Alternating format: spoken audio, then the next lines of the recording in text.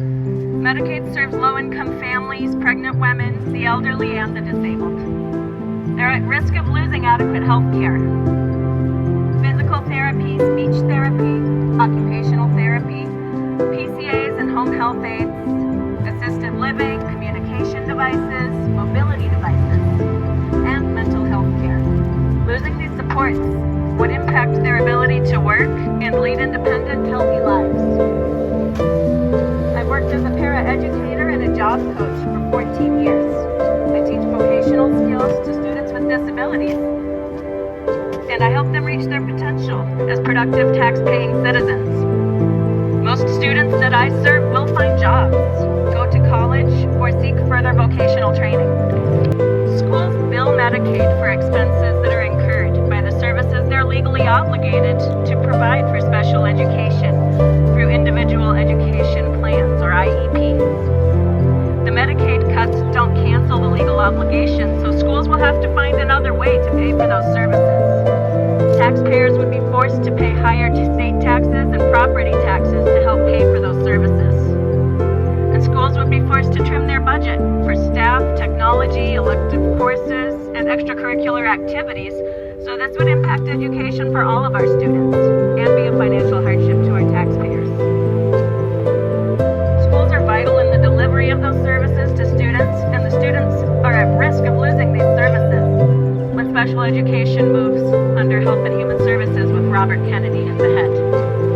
He doesn't think we need these services in school. He says they're not academically required, and parents should get them outside of school, privately with their insurance or out of their pocket.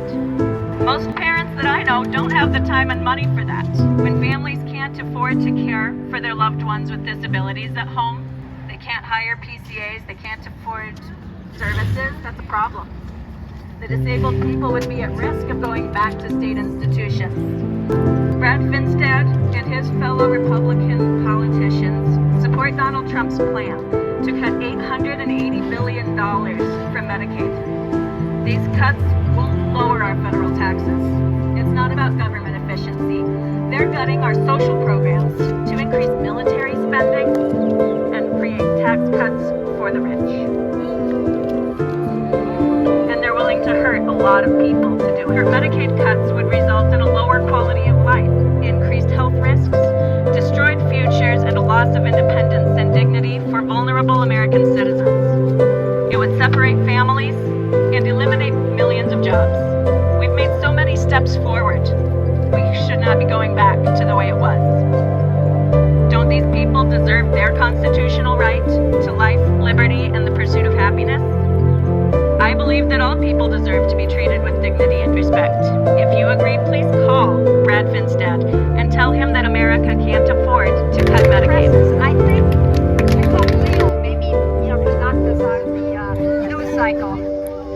But that's okay, we like him, so okay. My name is Mary Camp, and I am a mother, a grandmother, and a retired teacher who lives here in Alpharetta. I am really worried about how the proposed Medicaid cuts will affect our future here in southern Minnesota. I did some research, and this is what I learned. In the first district of southern Minnesota, 188,309 people receive Medicaid benefits. 2/3 of them are parents, children, and pregnant people. 2/3 of the people under 65 who receive Medicaid work. Studies have shown that work requirements as proposed would add bureaucracy, paperwork, and cost administration. These requirements would make it harder for people to get the help they need. Parents, children, and seniors would fall through the cracks. So that's one of the things that they propose, and I think it's just going to suck money out of the program and really not do what they say it's going to do. Rural areas, because we are older, would suffer more from Medicaid cuts. In Freeburg County, 7,842 people, children, disabled people, seniors, our friends and neighbors, receive Medicaid. 7,842. That's 25.7% of Freeburg County. So the question is, what are representatives going to do? Well, Congressman Finstad let 188,309 people lose their health care. Well, Representative Bennett and Senator Zornick let 7,842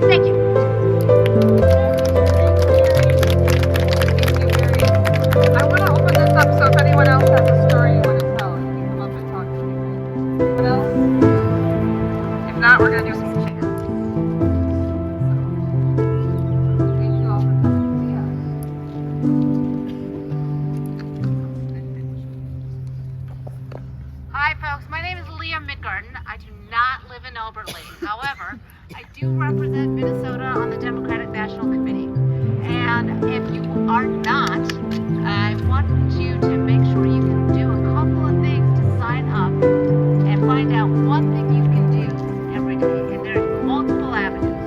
So there is an app called 5 Calls.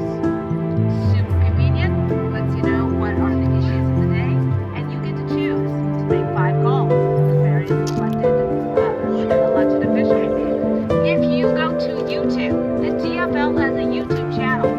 They are now putting every day their daily call to action up on their YouTube channel, so you can get local messaging and calls to action for what the DFL is asking you to do here in Minnesota.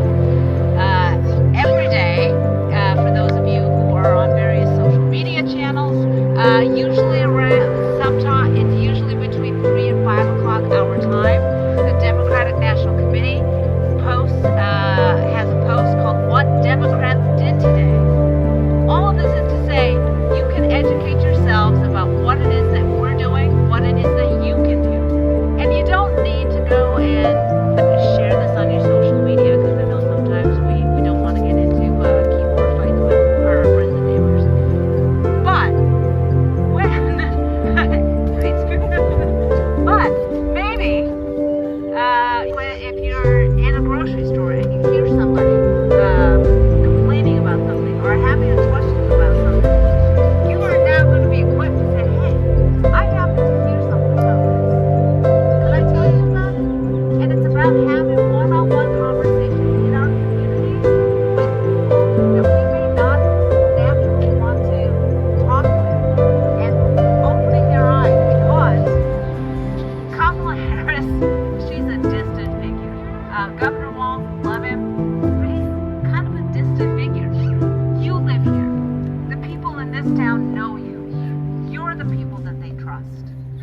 So I'm asking all of you to step out of your comfort zone just a little bit and find a way to reach out to people. And maybe it starts by just reaching out to people that you do feel comfortable with. And then expand on that and have the courage to reach out and have conversations with folks that you might not be comfortable with. Because there's so much disinformation and misinformation out there that it's important that you, as a trusted messenger in this community, within your friend group, within your neighborhood, are able to say, no, that's not accurate, and let me tell you why. So thank you all for being here, and I'm so glad to see this great crowd.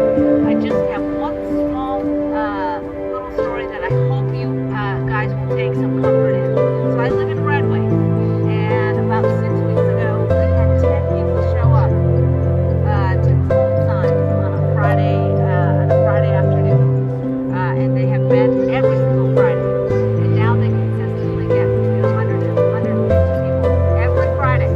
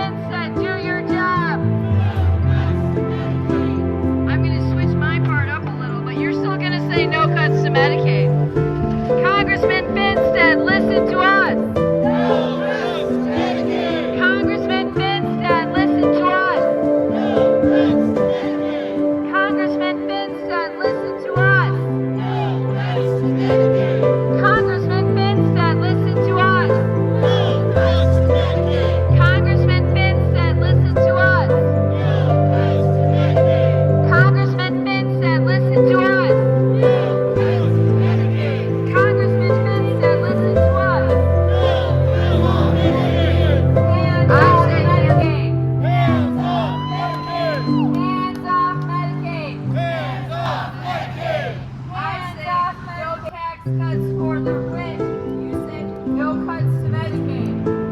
No tax cuts for the rich. I say no tax cuts for the rich. You say no cuts to Medicaid. No tax cuts for the rich. No tax cuts for the rich. No tax cuts for the rich. No tax cuts for the rich.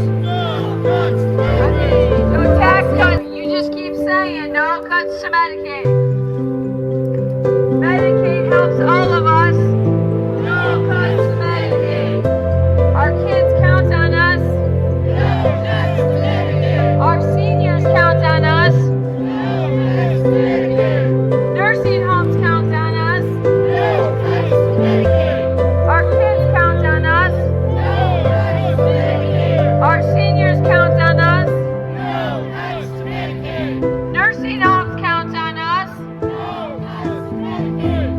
Our kids count on us. Our seniors count on us. Nursing homes count on us. Our kids count on us. Our public schools